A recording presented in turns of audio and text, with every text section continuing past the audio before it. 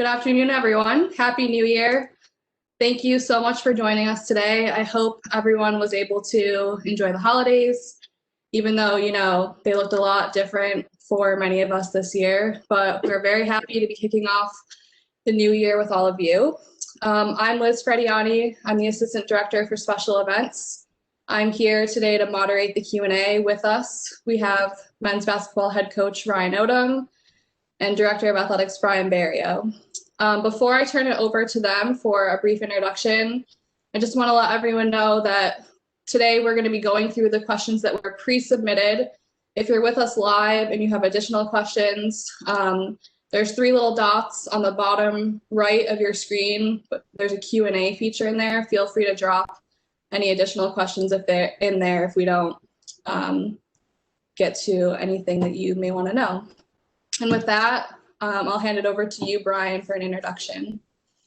Thanks, Liz.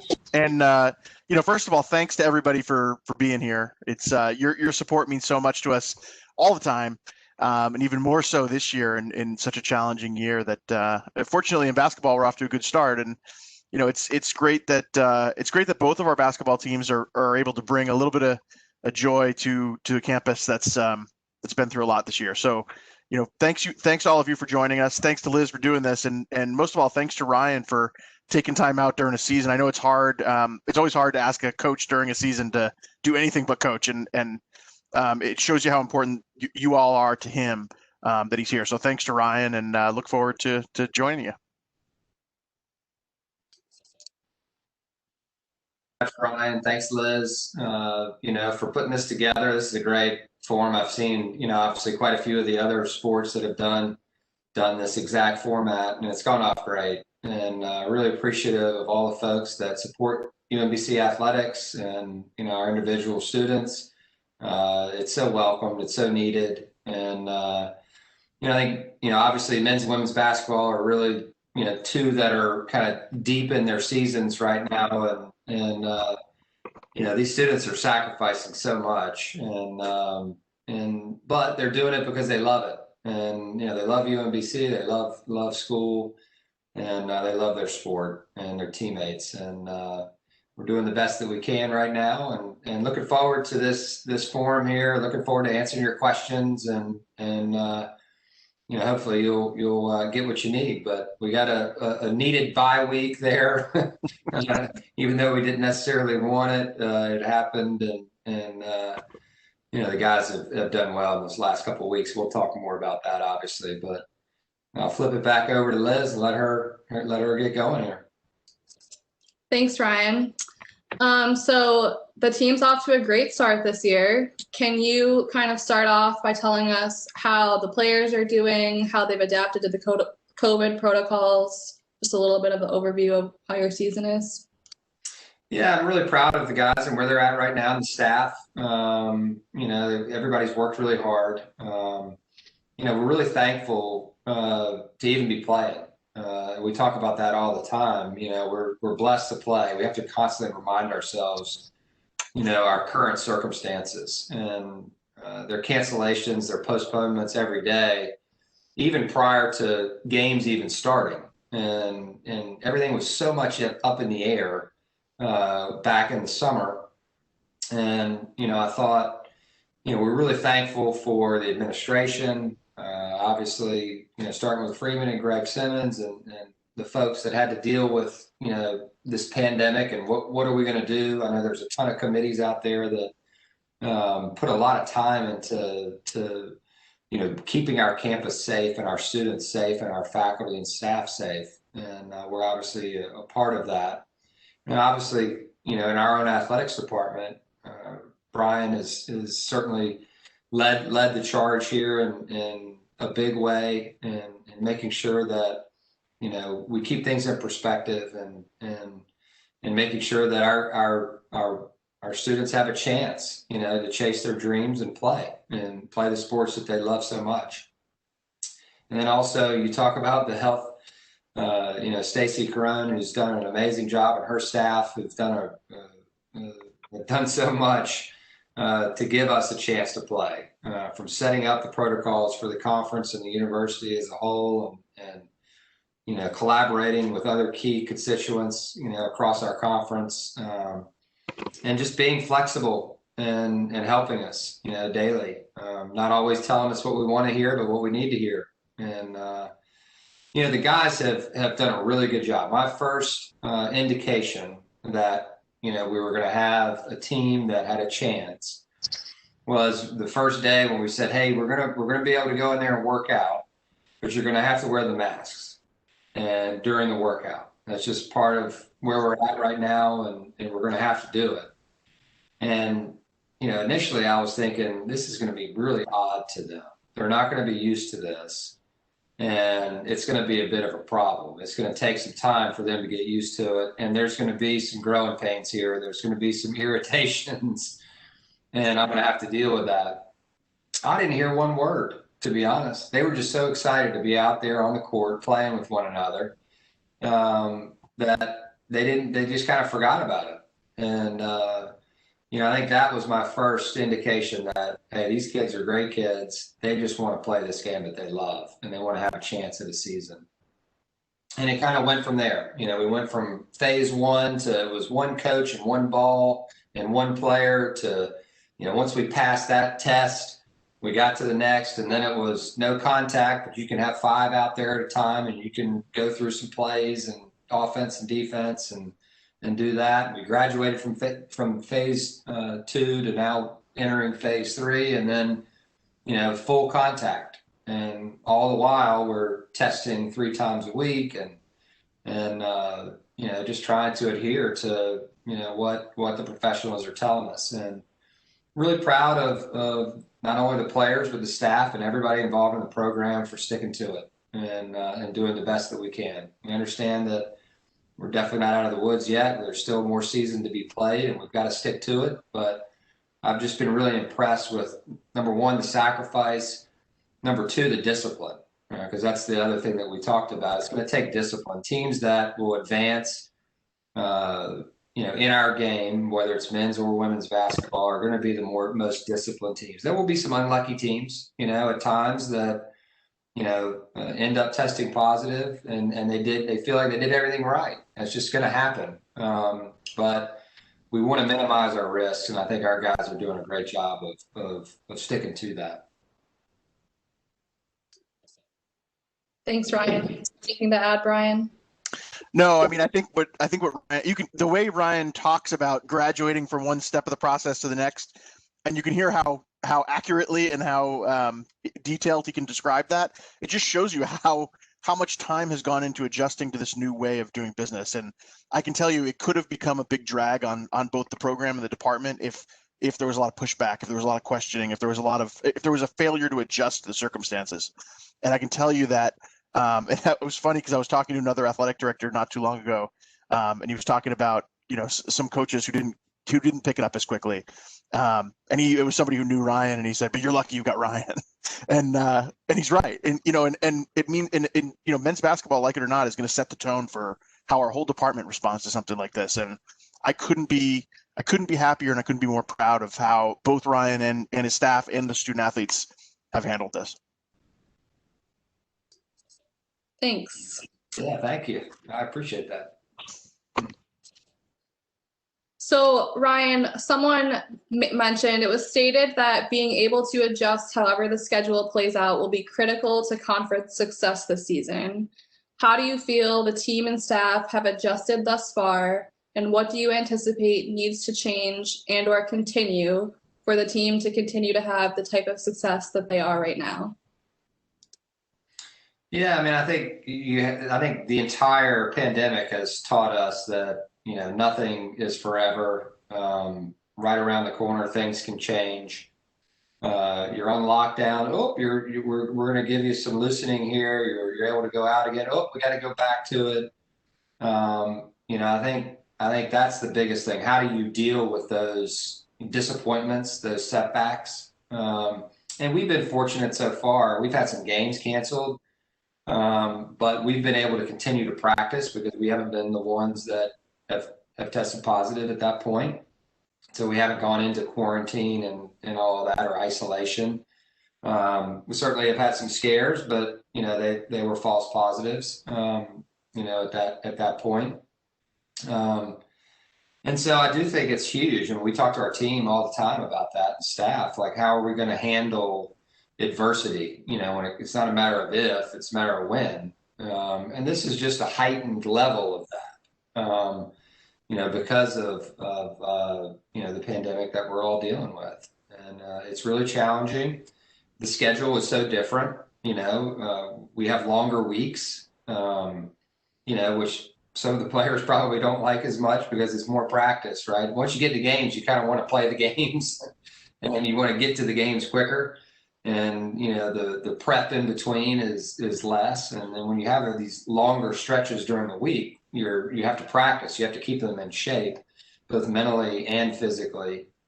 And so that's been challenging. The other part that's totally different for all of us is we've added a new team. So we've got 10 teams now in the conference. And so there's a little bit of, you're starting from a place of inequity because of how we're having to, arrange the schedule. And we're doing it this way. We all agree that it was the right way to do it.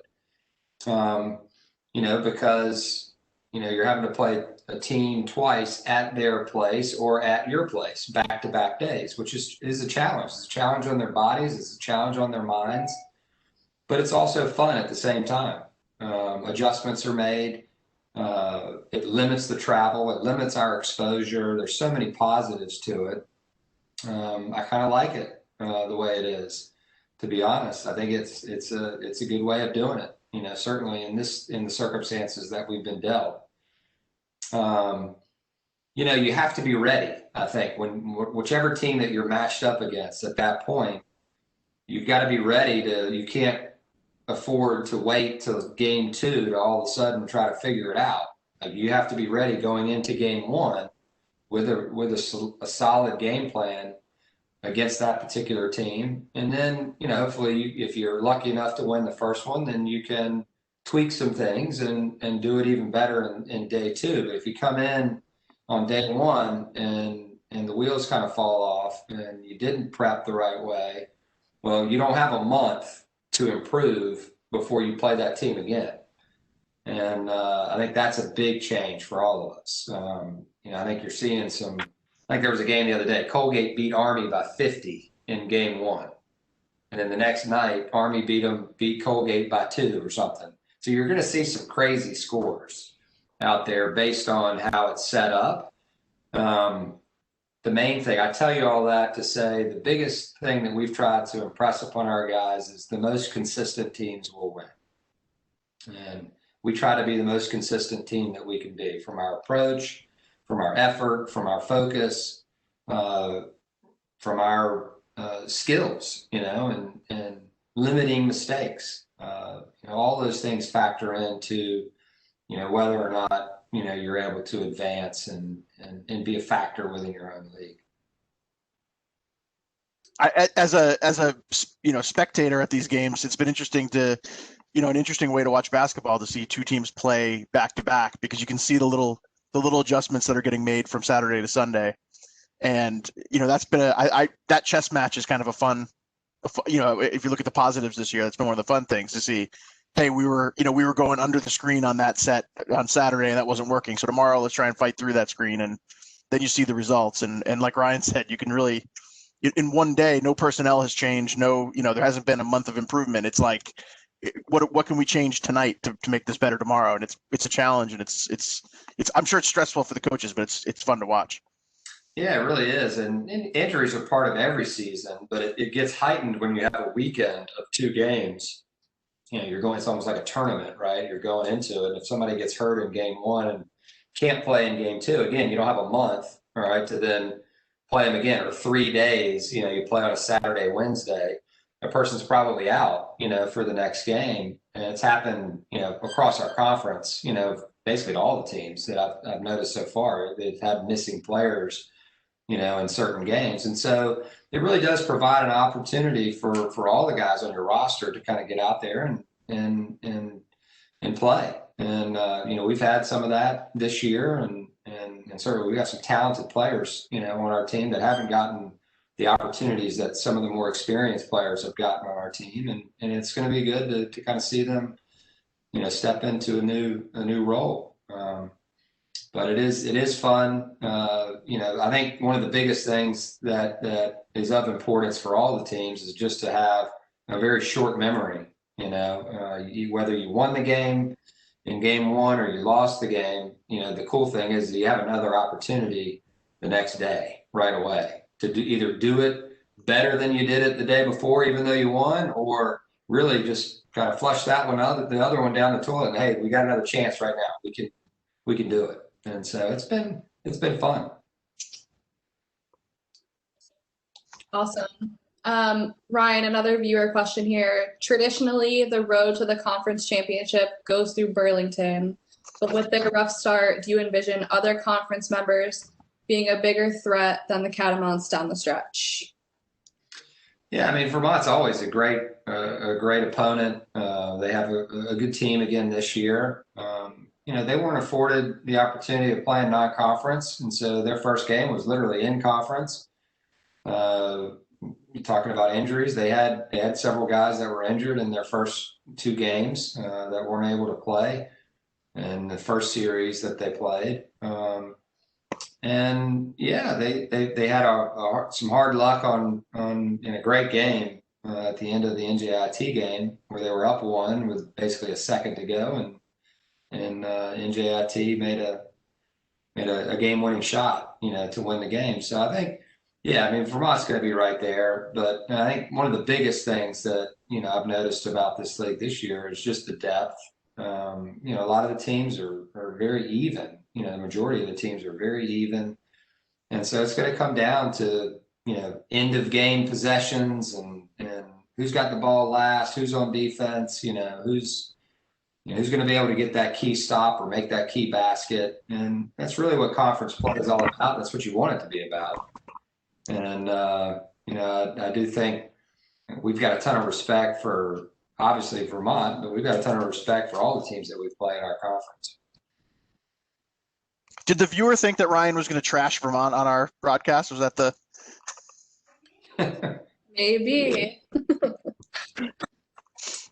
Brian, you kind of touched on this a little bit at the beginning, but can you maybe talk about what has impressed you the most during this pandemic time about not only the men's basketball players and staff, but the rest of the athletics department staff, the people that are putting the games on, marketing, etc.? Yeah, I mean, I think I've used this analogy on another one of the town halls, but this pandemic is a crisis, globally that has, it's almost like low tide, and the water goes out, and you get to see what's below the water line on all the boats, and you're really seeing what people are made of right now, and some of them are real sturdy, and some of them aren't. And what's been great to see in our department is that we got a lot of people who are very flexible, who are extremely hardworking, adaptable. Talking about Ryan Odom, since he's on the call. I mean, the Ryan that I see every day, in the office or in our calls is just like the Ryan you're seeing here.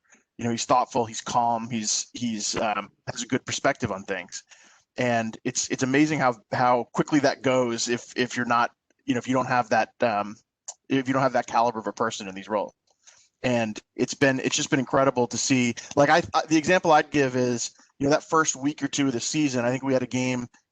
There was a week where, somebody tested positive on the other team and we canceled the game. And I think in 4 days, I heard 7 different teams that we might play on that on that Monday, and it's Saturday, right? So, and you think of basketball coaches, and rightfully so, are creatures of habit and are used to having time to really prepare and be on schedule. And Ryan's finding out on probably a day and a half or 2 days notice that, hey, by the way, we're playing Delaware instead of whoever, and it's a tough team. And I never heard one excuse. I never heard one gripe about it. It was just going to work and getting it done. And you can tell that the student athletes have taken that on.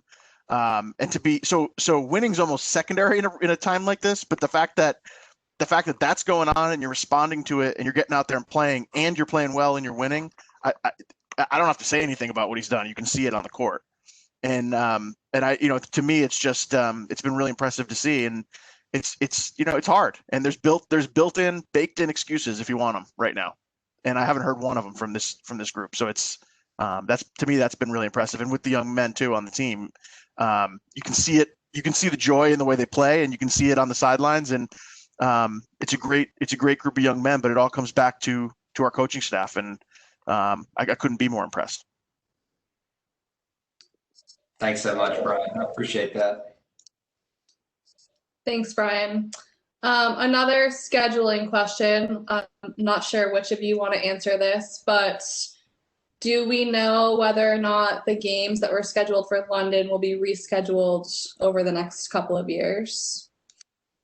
I'll jump in because I think Brian and I would both tell you it's hard to think about 2 weeks from now, let alone a year from now, right now, in the world of scheduling. So, I think it's there's a and Ryan can talk about it too, but there's been, I know a push to kind of get our team out there and get our team exposed to some things internationally and nationally, and we want to keep that going. The pandemic's going to dictate a little bit of that right now.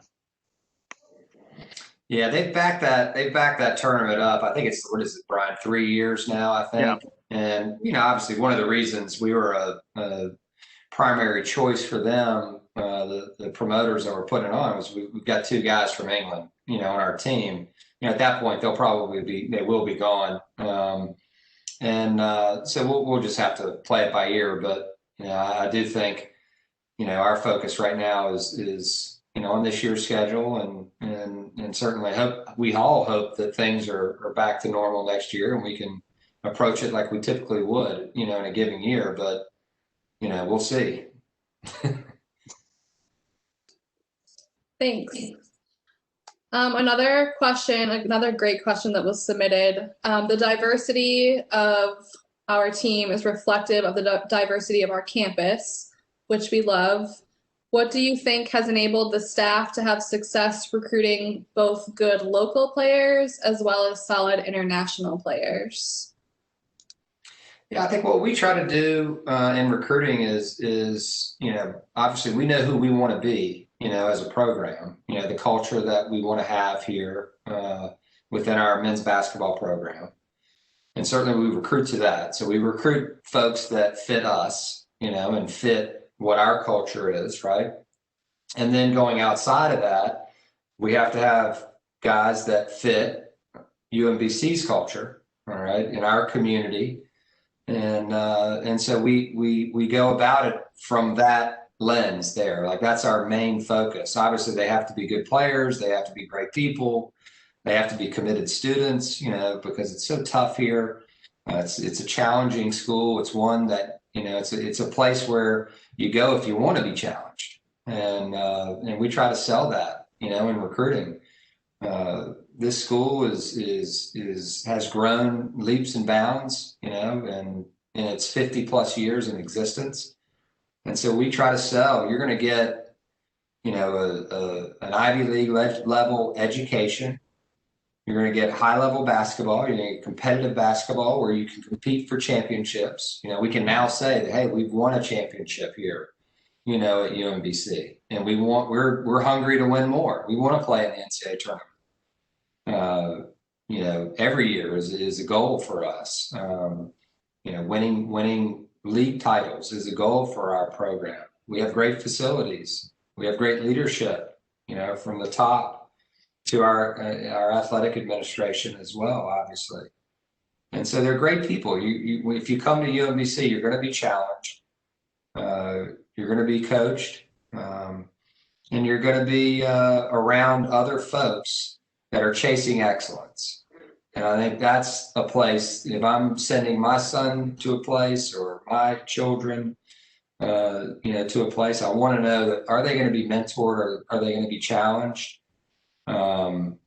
Because things are hard out there. And if they're not experiencing that while they're in college, then they're not going to be ready for it, once they're gone from you. And so our whole goal is to recruit folks that, number one, want to be a part of something special and understand that it's not all about them, and that there's other folks that you're going to do it together.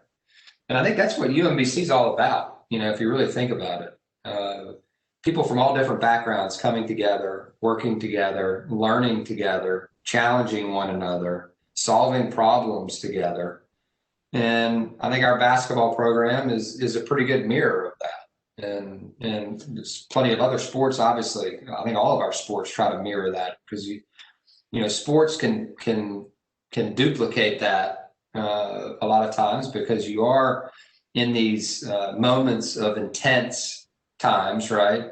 I'm not talking about the pandemic. I'm talking about winning and losing. Like, you have these moments of adversity where it's either going your way or it's not. And how do you react to both of them within your own team and family, sports family? Can tell you a lot about how you're going to react later on when you're in the business world, or you're a doctor, or you're whatever profession that you choose. You're going to have to work well with others. There's very few people that end up being successful all because of themselves. And there's always people in your life that help push you.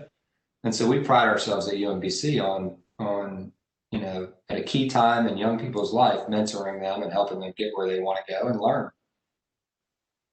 And they help us learn about ourselves too. That's the great part about it. It's a partnership. I'm far from a perfect coach, and have a lot to work on. And a lot of times my players help me with that. My staff helps me with that. And, I think that's kind of how we try to approach our daily lives. And I'll add one last thing to it, because I said something about chasing excellence, and it's all about doing your best. And that's what we talk about with our guys on a daily basis. It's like, why are we doing this if we're not going to do our best? Yeah, there's going to be some uncomfortable conversations and things that happen, but we're trying to do our best. And because we want to be great at something, otherwise, we're wasting time. I love how Ryan talked about UMBC there, because I think it's exactly right in my time at UMBC. I've always said that when you're recruiting in athletics, everything that's a positive is also a negative, right? So like academics is the trickiest one, because if you have a school that's academically not very selective, well, then on one hand it's great. I can take my range of recruits is out here instead of in here. I can get more kids in, but the flip side of that is then you start recruiting students who aren't as passionate about being there for their educations, and you have a whole bunch of challenges that come with that. And in a place like UMBC, when you're on the reverse end of that academically, and the academics is a selling point, the type of student athlete that you get reflects that. And UMBC in 2020 or 2021 is not a place where a student who doesn't care about their academics can really hide. It's a STEM focused school. It's as challenging as Ryan just talked about. So to have a team full of guys who are passionate about their education and who are trying to get better, it makes the whole thing work. And everything Ryan said rings true with what I've seen. And this group of young men on this team are I don't worry about them at all in that regard. And I know it probably makes it more fun to coach. And it's exciting to see that group work together off the court. And the other question that I didn't answer there was, the local guys versus, contacts or players from elsewhere, be it international or Iowa or wherever we decide to go to recruit. A lot of it is just contacts. I've got really good assistant coaches that are all great in their own way and bring so much to our team and our overall culture that we're trying to create here. I'm really blessed, and we try to tap into all of their different contacts, wherever they might be, including my own. And sometimes we get phone calls from people, that have seen us on TV, that know the school, that understand that, UMBC is a great place, from an academic perspective, and they want their, son or daughter to come take a look and want you to know about them. And so we encourage that. We encourage, alums that maybe they don't live here. Maybe they live in Indiana. Maybe they live in Minnesota. Maybe they're overseas, wherever.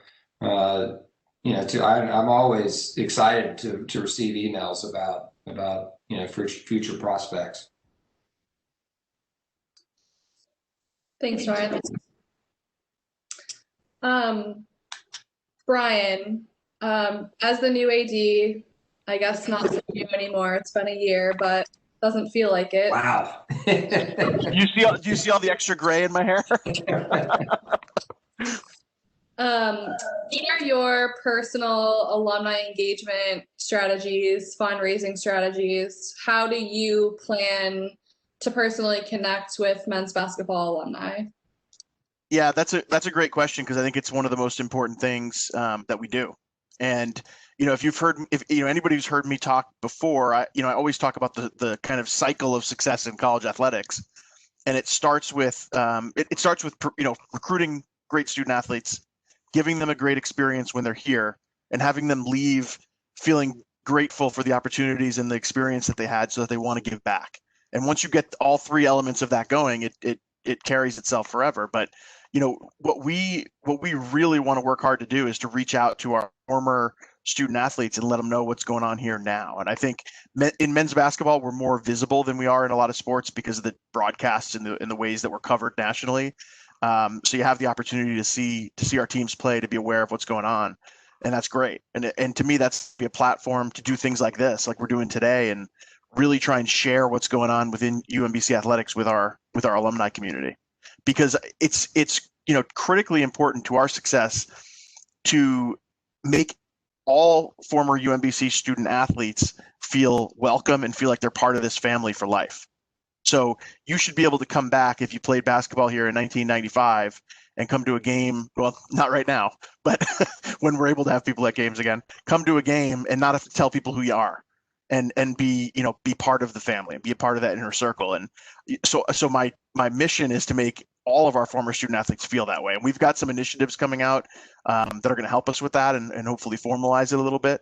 But in the meantime, we're trying to do, we've set up these town halls in every sport. We've done a lot of other outreach to try to inculcate feeling with our alumni, because that's a common factor at any athletic department that has success engaging its alumni, is that they feel that you feel like you're part of a family. And to the extent that there's gaps in that, we've got to close those gaps, and we've got to do the outreach and make everybody feel like they're part of that. Yeah, we like to tell our former players, and guys that we didn't even coach, that you don't ever have to ask to come home. Like, this is your home. This is where you graduated from. This is where you spent great days, bad days, and you've got that love. I mean, for your university, and you should never have to ask to come home. And we're a young school. That's the cool thing about it. I mean, obviously there's good and bad in that, because from a financial perspective, because it is so young, but at the same time, and your alums are so young, but at the same time, there's so much room for growth there. And Brian's doing a great job of getting this thing going, and we're really appreciative of all the support, that he and his staff have given us, since he's been here a year. Kind of crazy. Yeah. I'll tell you one thing that was really fun for me, and I'll give a shout out to our folks in our marketing office, and also the folks that run our building. But if you've seen our broadcast, the cardboard cutouts, and I think we did a good job with the ads and the cardboard cutouts to make it really feel like when you watch it on TV, you're not seeing empty seats. And that's been really cool. But the part of that's extra cool is every one of those cardboard cutouts was somebody who, we asked to buy a season ticket, even though they couldn't come to games. And when we first started selling them, I didn't think we'd sell as many as we did. I think I don't know what the number is, Liz. It's around 400. Is that right? I don't mean to put you on the spot, but the first 40 or so that signed up, I called them. I called every one of them and thanked them. And some of those conversations were just so great. And the fact that people were like, yeah, there was no question I was going to support. I don't care if I can come or not. There's no question I want to support this program. And man, that means a lot. That means a lot to us. Yeah, it really does. I'd echo that. That's huge. I mean, the first day that I walked in there and Seth and his staff were putting them up, it was just neat to see all the familiar faces. I mean, I'll give you one example. Like, two of my neighbors, a husband and wife that lived right down the street from me, bought two. And I had no idea they were buying it. I just walked in, and he started putting them up, and I went, "Oh my gosh, there's Ben and Judy." And then he didn't even say anything to me. Then I saw him on the street, and he was like, I said, you old dog, you fooled me on that one. It was great. I'm glad to hear that, because I told some of those folks, like, you'd be surprised. You don't think that guys on the court or the girls on the court like notice who's there, but they do. Like, I always talk to faculty members, and they don't believe me, and it's so true. If when a student athlete's professor comes to a game, they notice. Even if you don't think they notice, they notice. And so for them to see all those familiar faces out there and know that that person supported them, that means a ton. So thank you to everybody who did that. Thanks. It has been really fun seeing the quote unquote people in the stands for the games that I'm not at. So that has been great. And you've seen the dog too. You saw Bear. We did one for Bear. It's funny to see the dogs and cats. There's a little cat with pom-poms in there. Next question. Without having the tip-off, Alumni Day, what else do we have? The black and gold scrimmage, etc.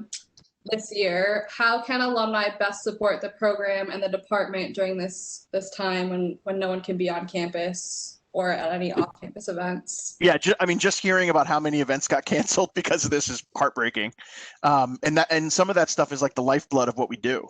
So, I'd say two things, and then I'll let Ryan answer as well, because I'm sure he has some thoughts. But one, being here for something like this and engaging with us and watching this and sharing it on social media and sending it to your teammates if you played, so that more people see it, that helps us a ton. And that's step one. We want to engage with our alumni and our fans. So that's one thing. And I'd say the second thing is, financially, we make a gift. But it's not too late to buy a cardboard cutout if you want one.